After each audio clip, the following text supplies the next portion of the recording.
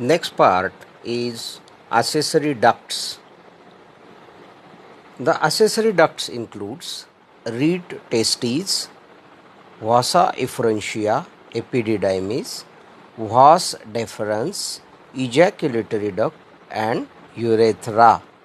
All the seminiferous tubules of the testes at the posterior surface form a network of tubules called reed testes.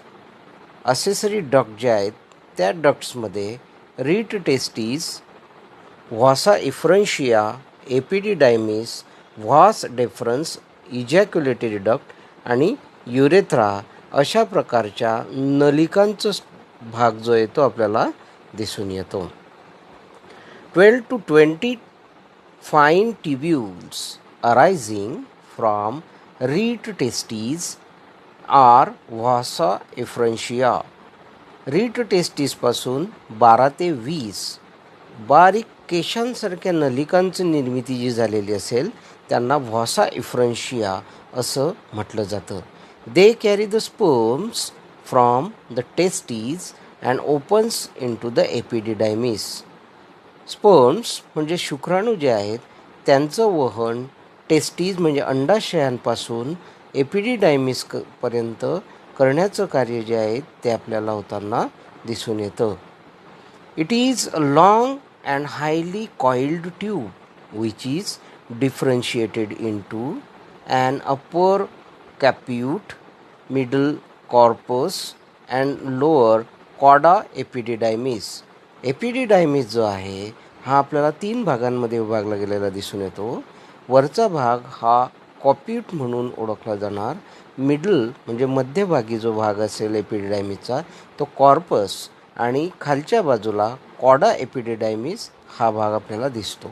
The sperms undergo a maturation in epididymis. या epididymis नावाच्या भागामध्ये टेस्टीजच्या बाहेर गेल्यानंतर आपल्याला ही sperms म्हणजे शुक्राणू जे आहेत ते परिपक्व अवस्थेकडे जाताना दिसून येतात. Posteriorly it leads into the vas deferens which travels up to the abdominal cavity and loops over the ureters to open into the urethra. नंतर व्हास डेफरन्सच्या माध्यमातून हे जे स्पर्म्स आहेत शुक्राणू जे असतील हे वहन करून त्या ठिकाणी आपल्या ॲबडॉमिनल कॅव्हिटी म्हणजे पोटाच्या पोकळीच्या भागामध्ये युरेटर्स म्हणजे किडनीकडून आलेले जे नलिकांचे भाग असतील त्यांना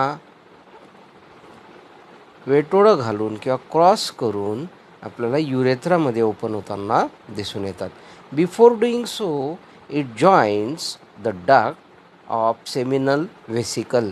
युरेथ्राला जॉईन होण्याच्या अगोदर किंवा त्या ठिकाणी युरेथ्रामध्ये या नलिका ओपन होण्याच्या अगोदर सेमिनल व्हेसिकल आणि त्या माध्यमातून इजॅक्युलेटरी डक्ट तयार करण्याचं कार्य जे आहे ते आपल्याला होताना दिसून येतं. The ejaculatory duct passes through the prostate gland and opens into the urethra. नंतर सेमिनल व्हेसिकलपासून पुढे तयार झालेली जी डक्ट किंवा नलिका असेल जी इजॅक्युलेटरी डक्ट म्हणून ओळखली जाते ती इजॅक्युलेटरी डक्ट प्रोस्टेट ग्लँडमध्ये ओपन होईल आणि ती प्रोस्टेट ग्लँडमधून ओपन झाल्यानंतर युरेथ्राला जाऊन मिळताना दिसते.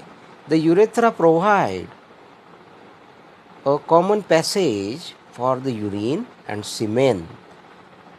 शरीरामधील मूत्राचा मार्ग आणि वीर्याचा मार्ग हा एकच असतो आणि तो म्हणजेच urethra. And hence it is called a urinogenital duct. म्हणून युरेथ्राला युरिनोजेनायटल डक्ट असं सुद्धा म्हटलं जातं.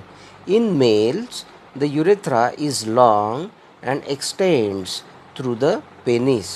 पुरुषांमध्ये लिंगाच्या पूर्ण भागामध्ये आपल्याला हा युरेथ्रा जो असेल हा गेलेला दिसून येतो.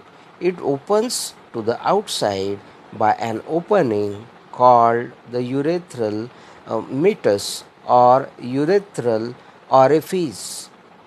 युरेथ्रल मीटस किंवा युरेथ्रल ऑरिफिसच्या माध्यमातून आपल्याला युरेथ्रा जो असेल हा तर लिंगाच्या बाहेरच्या भागामध्ये आपल्याला उघडलेला दिसून येतो. All the accessory ducts except urethra are present in pairs. सर्व युरेनरी डक्ट जे असतील किंवा असेसरी डक्ट जे असतील या डक्ट या 2 या संख्येमध्ये असतील, परंतु युरेथ्रा फक्त हा एकच आपल्याला दिसून येतो. ग्लँड्स, पुढचा भाग ग्रंथी. The male accessory glands are as follows. पुरुषांमध्ये ज्या काही ग्रंथी त्यांच्या पुनरुत्पादन प्रक्रियेमध्ये उपयोगाला पडतात त्या ग्रंथी कोणत्या कोणत्या आहेत त्या आता आपण बघूया. पहिली ग्रंथी आहे seminal vesicle. It is a pair of glands. या ठिकाणी सेमिनल व्हेसिकल जे असेल हे पेअरमध्ये असणार, म्हणजेच 2 सेमिनल व्हेसिकल्स आपल्याला पुरुषांमधल्या सिस्टीममध्ये दिसून येणार, रिप्रोडक्टिव्ह सिस्टीममध्ये दिसून येणार. Lying on the posterior side of urinary bladder. Urinary ब्लॅडरच्या दोनही बाजूला आपल्याला 2 सेमिनल व्हेसिकल जे आहेत ते एक या प्रमाणात दिसून येतात. It secretes an alkaline seminal fluid which contains fructose, fibrinogen and prostaglandin. Seminal व्हेसिकलच्या माध्यमातून अल्कलाइन सेमिनल फ्लुइड जे असेल ते आपल्याला स्त्रवताना दिसून येतं, ज्यामध्ये मुख्यत्वे फ्रुक्टोज एक शर्करेचा म्हणजे शुगरचा हा टाईप आहे, फायब्रिनोजेन अँड प्रोस्टाग्लँडिन्स हे स्त्रवतात. It contributes about 60% of the total volume of the semen. एकूण वीर्याच्या 60% भाग जो असेल तो सेमिनल व्हेसिकल या ग्रंथीच्या माध्यमातून स्त्रवल्या गेलेल्या घटकांचा असतो. Fructose provide energy for sperms. आता यात जे स्त्रवणारे घटक आहेत फ्रुक्टोज, फायब्रिनोजेन आणि प्रोस्टाग्लँडिन्स, त्यामधल्या फ्रुक्टोजच्या माध्यमातून स्पर्म्सला म्हणजे शुक्राणूंना ऊर्जा देण्याचं कार्य केलं जातं. ज्या वेळेला त्यांच्यामध्ये मूवमेंट म्हणजे चलन आपल्याला होताना दिसून येईल. While fibrinogen coagulates the semen. फायब्रिनोजेनमुळे सिमेन जे असेल, वीर्य जे असेल ते घट्ट आपल्याला होताना दिसून येतं.